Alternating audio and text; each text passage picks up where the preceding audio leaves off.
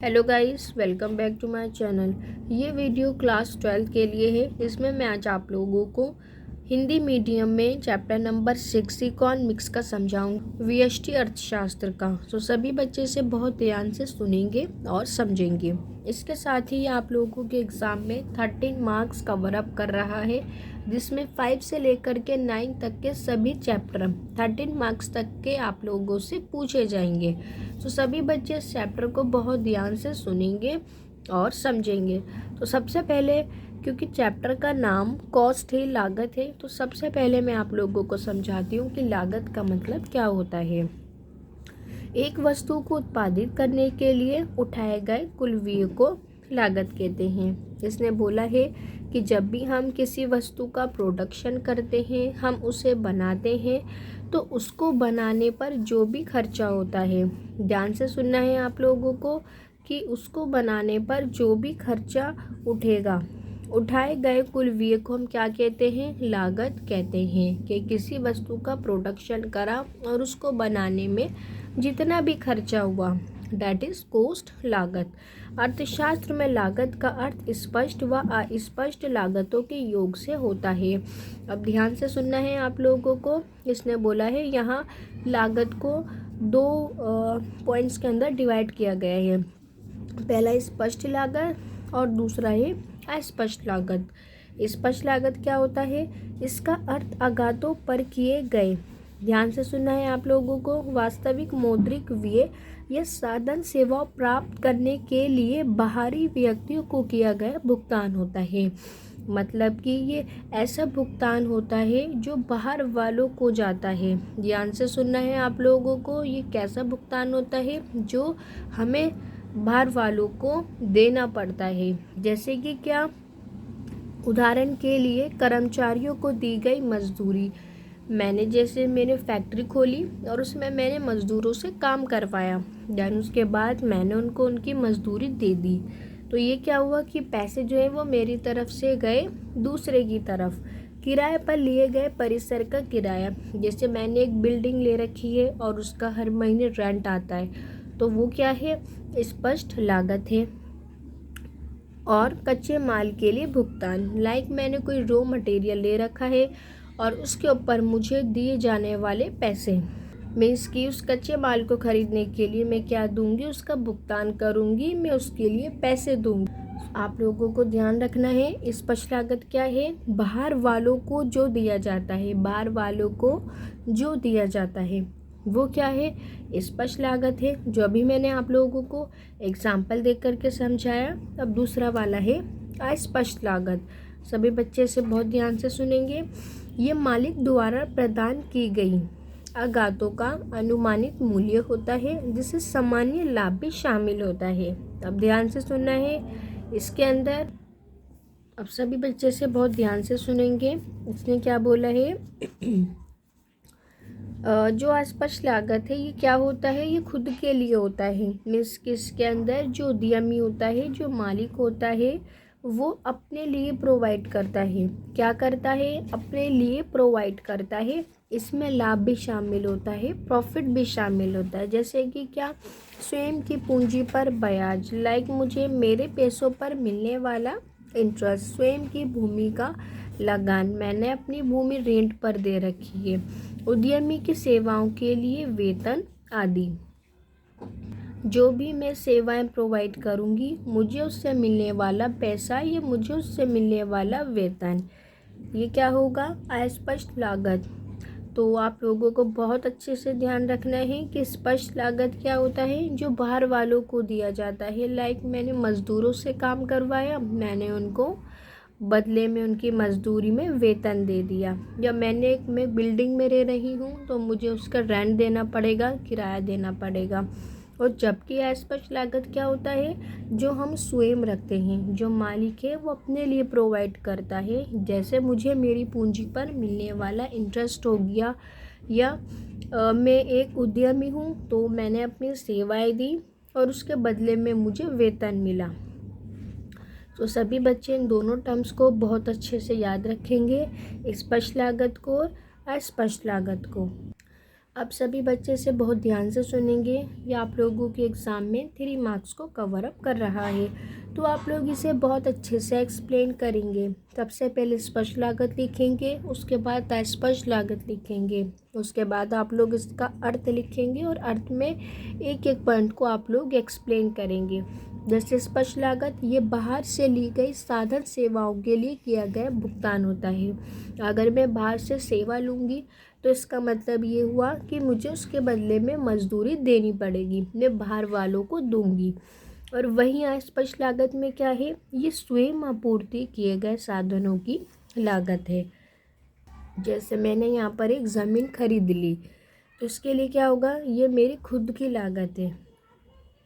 मौद्रिक भुगतान, इसमें आगतों को खरीदने या किराए पर लेने के लिए वास्तविक मौद्रिक भुगतान को शामिल किया जाता है। इसके अंदर क्या होगा कि मुझे आगतों को सोर्सेस को खरीदना है या मुझे उन रेंट पर लेना है, तो इसके अंदर भुगतान शामिल होगा।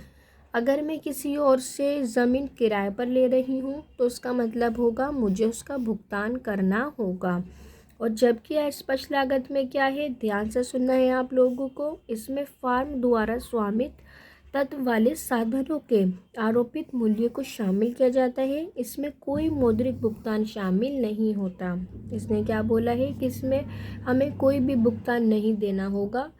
इवन इसके अंदर क्या होता है कि अपना खुद का मूल्य जो इसमें शामिल होता है। जैसे मैंने एक दुकान के लिए रेफ्रिजरेटर खरीद लिया, तो उसको मैंने बेचने के पर्पज़ से नहीं ख़रीदा, उसको मैंने अपने आप के लिए, अपने इस्तेमाल के लिए ख़रीदा है। हाँ, लेकिन उसके अंदर जो मैं सामान रखूँगी हो सकता है वो मैंने बेचने के पर्पज़ से ली। तो यहाँ पर फ्रिज क्या है, अस्पष्ट लागत है, क्योंकि वो मैंने अपने यूज़ के लिए ख़रीदा है। अगर मैं एक मशीनरी लगाती हूँ अपनी फैक्ट्री में, तो मशीन क्या है, अस्पष्ट लागत है, क्योंकि वो मैंने अपने यूज़ के लिए ख़रीदा है, उसमें मेरा मूल्य शामिल है, उसमें मेरी कीमत शामिल है।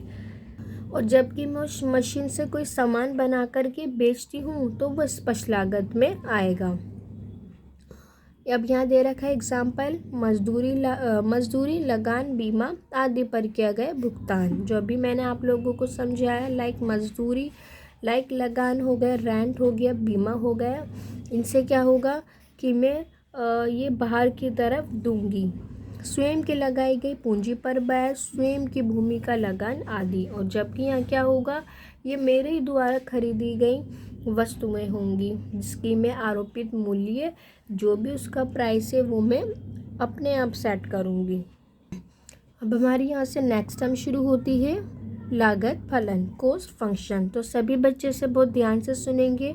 लागत और उत्पादन के बीच के संबंध को लागत फलन कहा जाता है। क्या कहा जाता है इसे, लागत फलन कहा जाता है। कॉस्ट फंक्शन कहा जाता है कि जितनी हमारी कॉस्ट है वो और जो हमारा प्रोडक्शन है उसके आपस के बीच के रिलेशन को क्या कहा जाएगा, कॉस्ट फंक्शन कहा जाएगा।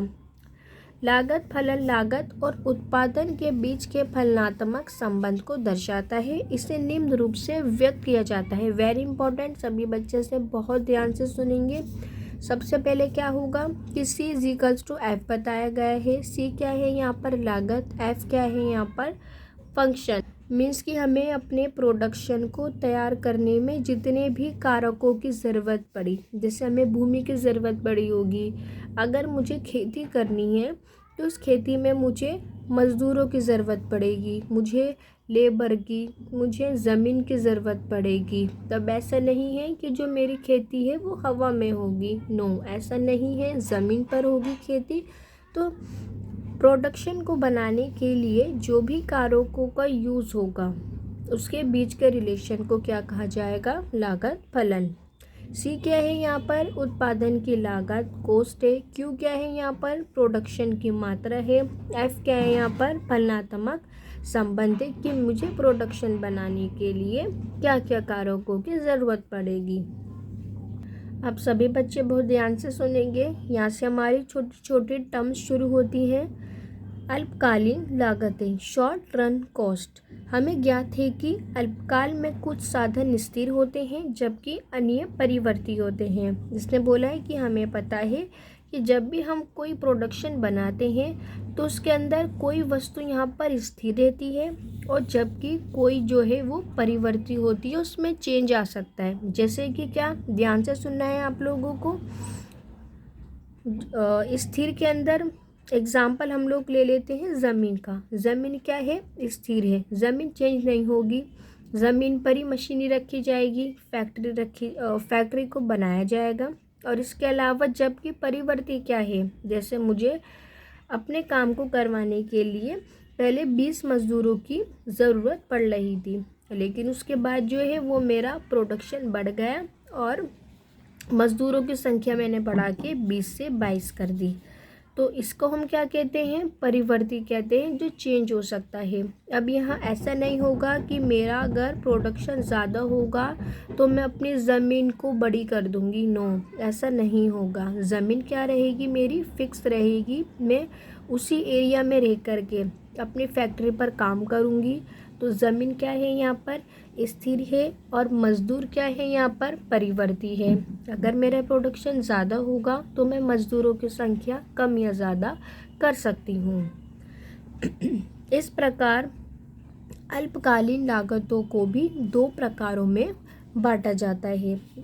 याद रखना है आप लोगों को कि अल्पकालीन लागतों को कितने भाग में बांटा गया है, टोटल 2 भाग में बांटा गया है। पहला क्या है, स्थिर लागतें, दूसरा क्या है, परिवर्ती लागतें, जो मैं ऑलरेडी आप लोगों को समझा चुकी हूँ। स्थिर लागतें जो चेंज नहीं होंगी, परिवर्ती लागतें जो चेंज होंगी। अब परिवर्ती लागतों का उदाहरण क्या है, जैसे मजदूर। स्थिर लागतों का एग्जाम्पल क्या है, जैसे भूमि, मशीनरी। स्थिर लागतों और परिवर्ती लागतों का कुल लागत होता है। आइए हम अल्पकालीन लागतों पर विस्तार से चर्चा करें। अब आप लोगों को बहुत ध्यान से सुनना है। अब यहाँ पे नेक्स्ट टर्म शुरू होती है, कुल स्थिर लागत या स्थिर लागत। कुल स्थिर लागत को हम लोग कैसे लिखते हैं, TFC। कैसे लिखा जाएगा, TFC। या स्थिर लागत को, फिक्स कॉस्ट को कैसे लिखा जाएगा, FC से। बहुत ध्यान से सुनना है अब आप लोगों को। सबसे पहले है स्थिर लागतों। स्थिर लागतों से अभिप्राय उन लागतों से है जो कि उत्पादन के स्तर के साथ प्रत्यक्ष रूप से परिवर्तित नहीं होती। उदाहरण के लिए परिसर का किराया, ऋण का ब्याज, स्थायी कर्मचारियों का वेतन, बीमा प्रीमियम आदि। ध्यान से सुनना है आप लोगों को। ये वो लागत है जो चेंज नहीं होगी। जैसे कि क्या, परिसर का किराया। लाइक मैं एक बिल्डिंग में रह रही हूँ तो मुझे उसका किराया देना होगा। ऐसा नहीं है कि मैं ये बोल दूँ कि मेरा प्रोडक्शन कम था तो मैं अपनी बिल्डिंग का किराया नहीं दूँगी, नो, ऐसा नहीं होगा। मेरा प्रोडक्शन ज़्यादा हो कम हो, मेरी इनकम ज़्यादा हो कम हो, मुझे किराया देना ही पड़ेगा। जैसे स्थायी कर्मचारियों का वेतन, मुझे अपने कर्मचारियों को जो सैलरी है वो देनी ही पड़ेगी, चाहे मेरा प्रोडक्शन ज़्यादा हो या कम हो। तो याद रखना है आप लोगों को, स्थिर लागत कौन सी लागतें होती हैं, जो हमारे प्रोडक्शन के लेवल के साथ जो हैं वो प्रत्यक्ष रूप से परिवर्तित नहीं होती। ये क्या होंगी, चेंज नहीं होंगी। मुझे बिल्डिंग का किराया देना है तो मुझे देना ही होगा। मुझे ऋण पर ब्याज देना है, लोन पर मुझे इंटरेस्ट देना है तो वो मुझे देना ही है, मैं उससे मना नहीं कर सकती। स्थायी कर्मचारियों का वेतन, अगर मुझे मज़दूरों को सैलरी देनी है तो वो मुझे देनी ही है, मैं मना नहीं कर सकती। मैंने भूमि जो है एक लैंड रेंट पर ले रखी है, किराए पर, तो मैं उसके रेंट को देने से मना नहीं कर सकती। ये क्या है, कुल स्थिर लागत, या जिसे हम स्थिर लागत FC भी कहते हैं। अब आप लोगों को ये बहुत अच्छे से ध्यान रखना है कि स्थिर लागतों को हम निम्नलिखित नाम से जाना जाता है। इसे हम पूरक लागत भी कहते हैं, ऊपरी लागत भी कहते हैं, अप्रत्यक्ष लागत भी कहते हैं, सामान्य लागत भी कहते हैं और अपरिहार्य लागत भी कहते हैं। तो ये आप लोगों को बहुत अच्छे से लर्न हुआ होना चाहिए। अब आप लोगों को ये बहुत ध्यान से समझनी है तालिका। ये एग्ज़ाम में 3 से 4 मार्क्स कवर अप करता है। तालिका 6.1 कुल स्थिर लागत तालिका। ये हमें TFC पर यहाँ पर तालिका को ड्रॉ करना है। तो सबसे पहले मैंने यहाँ क्या लिया, उत्पादन इकाइयाँ। इकाइयाँ क्या है, क्वांटिटी है, मात्रा है। जब मेरा उत्पादन जो है मेरा प्रोडक्शन 0 था तो तब भी मेरा TFC कुल स्थिर लागत क्या था, 12 था। क्यों, ऐसा क्यों था, हमेशा याद रखना है आप लोगों को। अगर प्रोडक्शन 0 होगा तो तब भी आप लोगों का कुल स्थिर लागत कुछ ना कुछ होगा। याद रखना है आप लोगों को। मैं दोबारा रिपीट कर देती हूँ, अगर प्रोडक्शन 0 होगा, 0 लेवल पर भी कुल स्थिर लागत कुछ ना कुछ होगा। याद रखना है आप लोगों को। क्यों, अब ऐसा क्यों बोला गया है यहाँ पर, क्योंकि शुरू में जो हम प्रोडक्शन करते हैं वो निचले स्तर से लेकर वो सबसे पहले बहुत डाउन रहता है, फिर वो लेवल में आना शुरू होता है, फिर वो बैलेंस में आना शुरू होता है, फिर वो बढ़ना शुरू होता है। ऐसा नहीं है कि डायरेक्टली मैंने प्रोडक्शन करा तो वो आगे बढ़ता चला जाएगा। नो, ऐसा नहीं है। वो माइनस में भी रहेगा, वो पॉजिटिव में भी रहेगा, वो बैलेंस में भी रहेगा, लेकिन जो मेरा कुल स्थिर लागत है वो हमेशा रहेगा। लाइक मैंने मशीन खरीदी है, उस मशीन से मुझे प्रोडक्शन करना है, लेकिन अभी मैंने प्रोडक्शन नहीं किया है, लेकिन मेरे पास मशीन है प्रोडक्शन करने के लिए। तो जब मेरा उत्पादन क्या है, 0 है, कि मैं कोई प्रोडक्शन नहीं कर रही, लेकिन मेरे पास क्या है, मशीनरी है, कि मैं मशीन से क्या करूँगी, अपना उत्पादन करूँगी, प्रोडक्शन बनाऊँगी। तो ये हमेशा क्या रहती है, स्थिर रहती है। क्योंकि जो मेरी मशीन है, अगर मैं मशीन को 1 साल तक भी इस्तेमाल नहीं कर रही हूँ, 10 साल तक मैंने उसे यूज़ नहीं करा, लेकिन उसके अंदर क्या शामिल होगा, डेप्रिसिएशन, मूल्यह्रास उसमें शामिल होगा। रखे रखे जो उसके पार्ट्स वगैरह हैं वो घिस जाएंगे। तो वो क्या है, मेरा कुल स्थिर लागत है, TFC है मेरी मशीनरी। इसके अलावा इसने बोला है, अगर मैं प्रोडक्शन कितना कर रही हूँ, 1 कर रही हूँ, तो तब भी मेरा TFC क्या है, 12 ही रहेगा। अगर मैं सेकंड पर प्रोडक्शन कर रही हूँ तो तब भी मेरा क्या रहेगा, TFC 12 ही रहेगा। TFC जो है आप लोगों का वो स्थिर रहता है, कांस्टेंट रहता है। जो अभी मैंने आप लोगों को समझाया कि क्या होगा, ज़मीन क्या है, मेरी कुल स्थिर लागत है, मैं ज़मीन को चेंज नहीं कर सकती। मशीनरी क्या है, स्थिर लागत है, मशीन को हम लोग चेंज नहीं कर सकते। तो हमेशा ध्यान रखना है आप लोगों को कि कुल स्थिर लागत क्या होती है, कांस्टेंट रहती है, सेम रहती है। क्योंकि हम लोग लैंड को चेंज नहीं कर सकते, मशीनरी को चेंज नहीं कर सकते, ये हमारी क्या रहती हैं, स्थिर रहती हैं, फिक्स रहती हैं। ये डायग्राम बनाने के बाद आप लोगों को इसे एक्सप्लेन करना है, जैसे इसमें दिया गया है उत्पादन की इकाइयों को। सबसे पहले थ्योरी लिखने से पहले आप लोग यहाँ डायग्राम बनाओगे। सबसे पहले y एक्सिस, उसके नीचे क्या आता है, x एक्सिस। x एक्सिस पर क्या लिखा जाता है, क्वांटिटी लिखी जाती है, जैसे यहाँ लिखा गया है उत्पादन इकाइयाँ। यहाँ क्या लिया जाएगा, स्थिर लागत रुपीज़ में। तो TFC क्या है, हमारा कंस्टेंट है, और वो नंबर मैंने कौन सा लिया है, 12 लिया है। तो हम 12 से लाते हुए एक स्ट्रेट लाइन को ड्रॉ कर देंगे कि जो हमारा स्थिर लागत है वो स्थिर ही रहता है, वो चेंज नहीं होता, चाहे मेरा प्रोडक्शन हो या ना हो। जब भी मेरा जो स्थिर है, स्थिर लागत है, वो रहेगी।